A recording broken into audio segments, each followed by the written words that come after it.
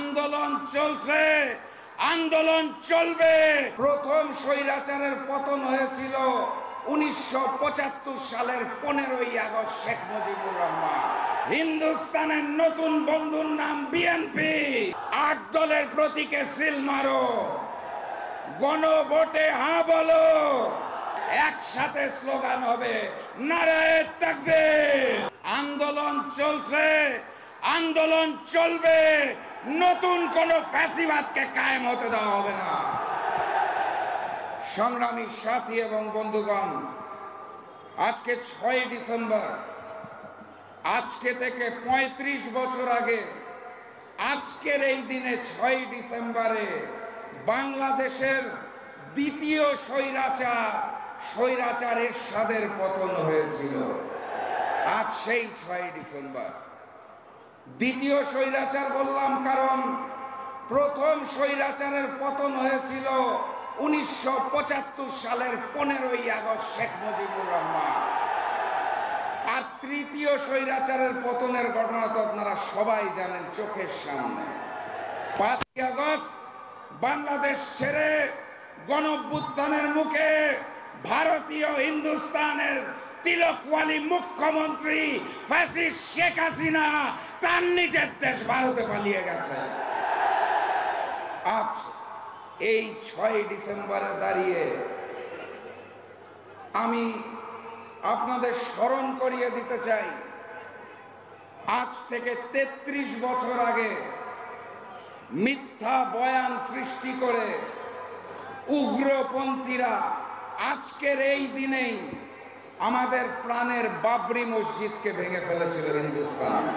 যারা আমার দেশের সীমান্তে হত্যা চালায়, যারা 54টি অভিন্ন নদীর পানির ন্যায্য হিস্সা দেয় না, যারা ভূমি দখল করে, যারা আমার দেশের পিলখানায় গণহত্যা চালিয়েছিল, যারা বাংলাদেশের অভ্যন্তরীণ বিষয়ে হস্তক্ষেপ করে ফ্যাসিস্ট শেখ হাসিনার মাধ্যমে বাংলাদেশকে ভারতের করদ রাজ্য বানাতে চেয়েছিল।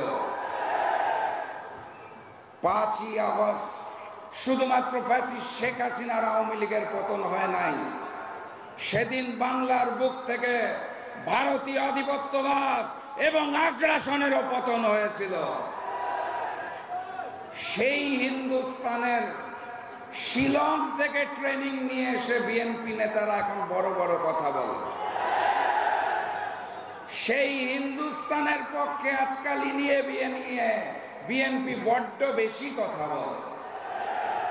তারা বলতে চায় আওয়ামী লীগের নৌকার ভোট নাকি আজকাল তাদের দাবি।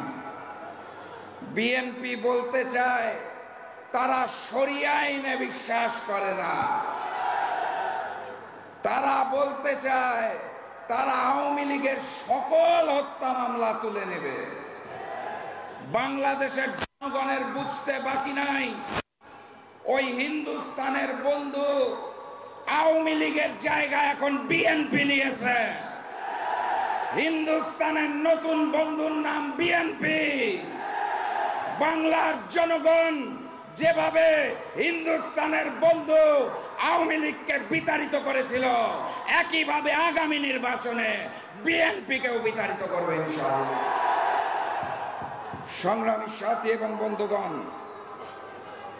আমি আপনাদের স্পষ্ট জানিয়ে দিতে চাই, গণভোটে হাঁকে জয়যুক্ত করতে হবে।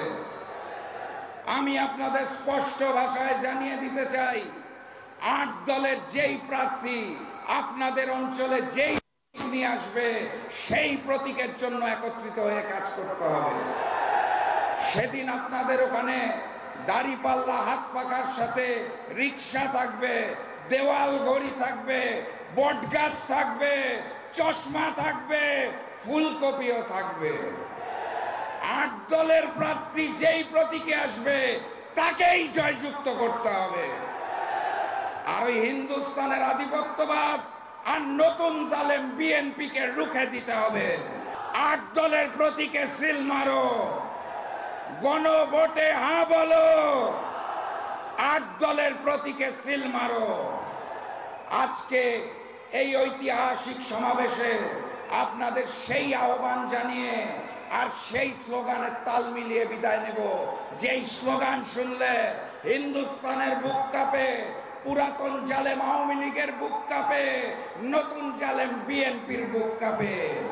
একসাথে স্লোগান হবে নারায়ে তাকবীর, নারায়ে তাকবীর।